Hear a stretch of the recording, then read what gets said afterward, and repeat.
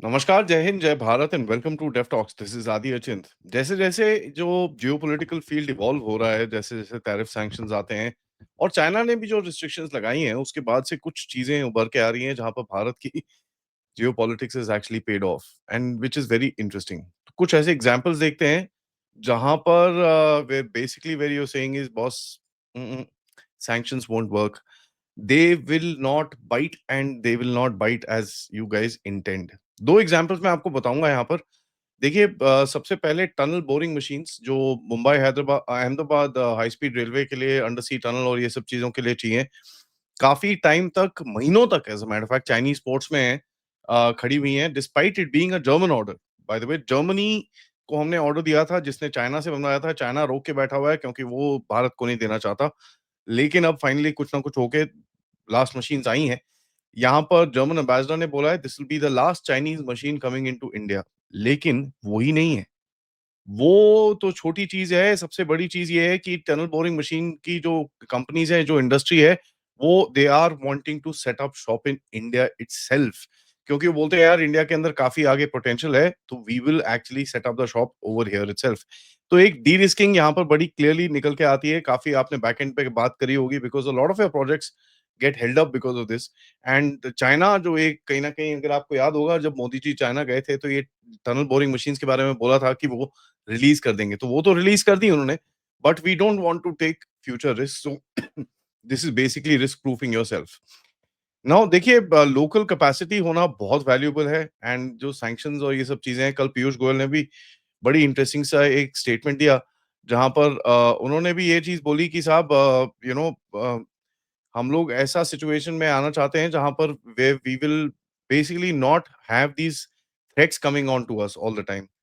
तो ये जो थ्रेट्स काफ़ी टाइम से हर जगह से आ रहे हैं and where you are saying कि भई कहीं न कहीं मैं सुनाता हूँ पीयूष गोयल जी ने क्या बोला है that these threats are there and one of the biggest factors is weaponization of trade. Now इसमें वेपनाइज़ेशन ऑफ ट्रेड के अंदर आप दोनों तरफ से देख सकते हो बिकॉज़ चाइना ने भी आपके ऊपर रिस्ट्रिक्शंस लगाए थे, रेयर अर्थ के ऊपर लगाए थे, ये टनल बोरिंग मशीन्स के ऊपर लगाए थे, काफ़ी और चीज़ों के ऊपर लगाए थे एंड यूएस ने भी आपके ऊपर रिस्ट्रिक्शन लगाए हैं। So let's listen into him and then we will talk about this a little further. In this new geopolitical, geo-economic world order, India is working on three major principles. One is Atmanirbharta, that's self-reliance. We are building capabilities, we are building supply chains, we are building value chains, which can help us in difficult times, which can give us end-to-end assurance that we will not be subject to any weaponization of trade, and we'll be always in a position to meet our international obligations. So that is a very interesting statement weaponization of trade के ऊपर और वेपनाइज़ेशन of trade आप देखते हैं दोनों तीनों तरफ से होता है, हर जगह से होता है एंड आप भी करते हो ऐसी बात नहीं है। But as a country with some capacity you should be able to actually move forward with that. तो ये जर्मन जो एग्जांपल है जहाँ पर आपने एक जॉइंट वेंचर करा है उनके साथ and you gonna be bringing this capability to Bharat ये बहुत ही एक अच्छी चीज़ है। दूसरा H1B का जो शॉक आया, उससे हुआ क्या lot more applications towards GCCs is coming inside. Now GCC क्या है? Global capability centre. A lot of these tech industries have said यार हम लोग कोविड के टाइम पे तो काम कर ही रहे थे, लोग वर्क फ्रॉम होम कर ही रहे थे। Why not just relocate this entire thing? So a lot of relocation of processes and all that stuff will happen जहाँ पर AI integration, cyber design, quant, risk allocations, risk study in चीजों की तरह काफी सारी चीजें इस तरफ आ जाएंगी। This will be additional to as it is the GCC boom और इसके ऑलरेडी हिंट्स अभी दिखने शुरू हो गए हैं। यूएस की तरफ से यहाँ पर एक काउंटर मूव करी जा सकती है which is basically the hire act जिसकी कोई डाउट नहीं है but that will bring the whole thing to a head and अगर आप देखेंगे यहाँ पर नियर शोरिंग और ऑफ शोरिंग करने की कोशिश काफी लोग करेंगे till the time this actually comes out. एक चीज यहाँ पर बड़ी क्लियर है दैट द ये जो जितनी भी इंडस्ट्रीज हैं जितनी भी ये कंपनीज हैं they are beginning to realise कि यार if we go this hardcore we will not be able to actually do what we want to. हमारे जो इंडस्ट्री प्रोमिसेस हैं हमारे जो अपने आप को हमने कंपनी प्रोमिसेस दे रखी हैं we will not be able to actually achieve those things. So higher act, yes, they can sign all this stuff and they can bring it into this thing. You will find a lot of offshoring starting to happen in spite of that. Now होगा क्या, देखिए offshoring tax होगा, ये सब चीजें होंगी, lot of this processes will obviously move differently, but अगर आप एक चीज दिखेगा कि people will run to get waivers and people will run to get kind of exceptions for national security, tech supremacy and all sorts of stuff will come across, and उसकी बातें already tech industry के अंदर दिखना शुरू हो चुका है।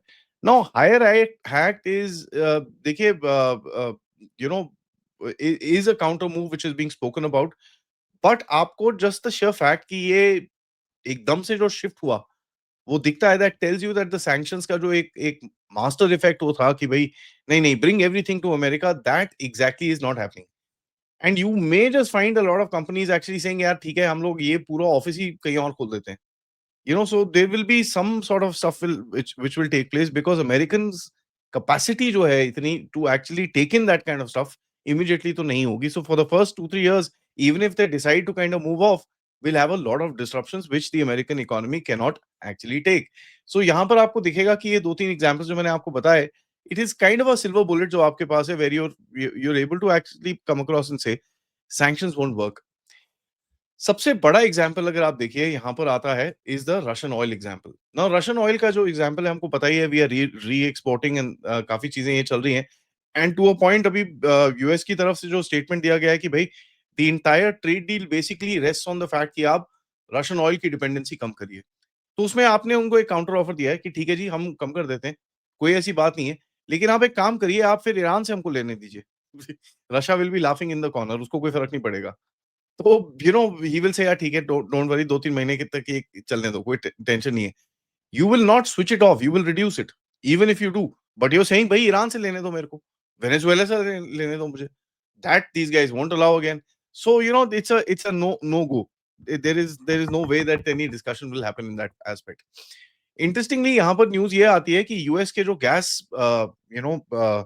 Companies हैं, they are interested to actually starting to invest in India, because उनको दिखता है यार यहाँ पर तो बहुत बड़ा पोटेंशियल है, आगे का एक बड़ा फ्यूचर मार्केट है, let's start investing into India. तो एक तरफ तो डेड इकोनॉमी, वो इकोनॉमिक झटका देने के चक्कर में है, दूसरी तरफ उनके अपने वेंडर्स आके यहाँ पर इन्वेस्टमेंट्स कर रहे हैं। एक और एग्जांपल देता हूँ with regards to fertilisers. China ने काफी तंग करा था आपको इसके लिए। चाइना ने इतना तंग करा कि you said okay fine, we need to reset the entire thing, and today fertilisers from Russia and Belarus और ना तक कि आ रहे हैं, बट आपने एक स्टॉकिंग भी कर रखा है यहाँ पर, where there is no issues coming coming across. So एक स्टॉक पाइलिंग की तरफ भी आप जा चुके हो। Let's talk about rare earth. Rare earth is very interesting, क्योंकि रेयर अर्थ में चाइना ने कर्व्स लगाए। देखिए रेयर अर्थ की कमी नहीं है, it's the processes that actually matter, and वो प्रोसेस बनाने के लिए 1-1.5 साल लगता है किसी कंट्री को, and they are able to do it, and somebody who is on a focus ground कि वो करना है तो ये कर देंगे। You see the American going into Myanmar, you see everybody doing something और द अदर, पाकिस्तान तक को बुला के बिठा रखा है। India is no less, India गया हुआ है पेरू में, अर्जेंटीना में, ऑस्ट्रेलिया में, there are rare earth ventures which have been signed with Japan recently. तो काफी कुछ चलना शुरू हो चुका है to a point. Sorry about that. To a point, we see that we are, kind of talking about taking over a lot of the battery manufacturing in South Asia and Southeast in Africa as well. तो एक क्या होता है ना, when you push a country to a particular corner, तो वो फिर हाथ पैर मारनी शुरू करती है। And when with something which is available in the market, it's not that कि कहीं मिलता नहीं है ये, it's available in the market, it's just the processing. तो processing capability भी बना सकते हो आप, you've got the capacity for it, you're able to actually crack deals. So एक ये जो sanctions का एक जो चीज होता है, when you hold up something from someone, unless एक बहुत बड़ा economic advantage हो आपके पास, where you able to actually, और दुनिया में कहीं available नहीं हो, आप, it's a small country you're dealing with and you're geographically surrounding them, तब जाके थोड़ी इफेक्ट आता है, but otherwise for a large country it doesn't really make that much sense. एक चीज और निकली है which is machinery imports. Machinery imports काफी हद तक चाइना में फंसी रहती है यहाँ पर।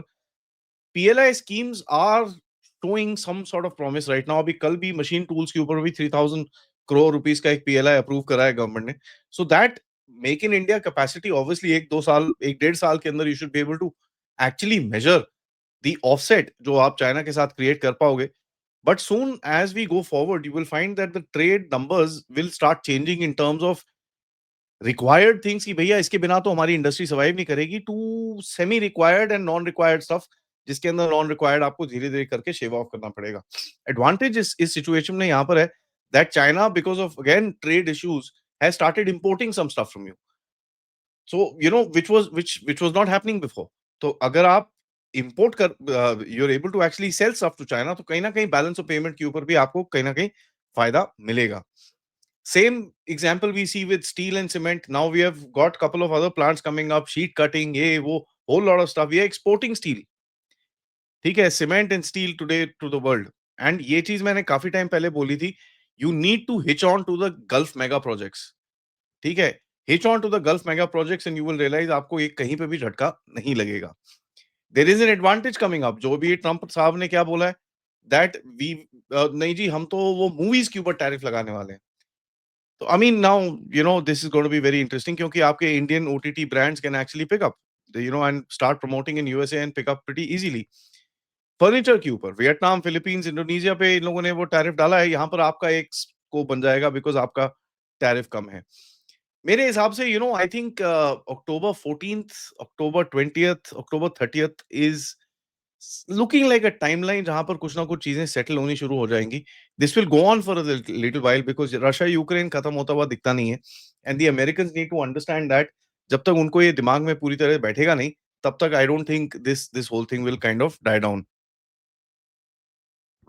सो this is something that we are gonna go forward with and इसका एक एडवांटेज ये है कि दिस इज नॉट लाइक 15 दिन में खत्म हो गया तो नोबडी मेड एनी चेंजेस. ये थोड़ा टाइम चलेगा, तो इससे क्या होगा, इंडस्ट्री को थोड़ा-सा एक पुश भी मिलेगा. There will be some hurt, उसके अंदर कोई डाउट नहीं है. There will be some push कि यार no, this is something we won't accept. A lot of the entrepreneurs will start looking around here and there for options and move and diversify. So I think that longer these tariffs will actually remain, दर्द तो होगा but उसका एक advantage भी निकलने का बहुत बड़ा चांस है and we need to work towards that. जैसे आपने 2-3 एग्जांपल्स मैंने आपको दिखाए हैं. Thank you for watching this video. Video को लाइक करिए, सब्सक्राइब करिए and share this with your friends and families. And of course आज 3:15 बजे हम मिलेंगे कर्नल मयंक के साथ, क्योंकि उनके पास एक थ्योरी है that Asim Munir is getting extremely desperate, so India needs to now look out.